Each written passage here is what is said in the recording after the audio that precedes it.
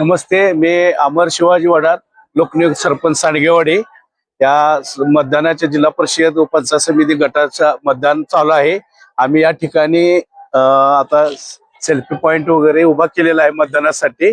महिलांचं पण उत्स्फूर्त प्रतिसाद चालू आहे सकाळपासून आणि हे मंडप सुद्धा चांगल्या प्रकारे उभा केलेला आहे, सेल्फी पॉइंट उभा केलेला आहे। ह्या इथे वयोवृद्ध म्हातारे वय लोकांना आणण्यासाठी आमचे कार्यकर्ते इथं उभा केलेला आहे आणि जास्तीत जास्त मतदानाचा मतदान करून घ्यायचा आमचा हा मानस आहे। आणि या ठिकाणी सांडगेवाडीमध्ये शांततेत मतदान चालू आहे, कुठलाही गैरप्रकार आमच्या इथे चालू नाही।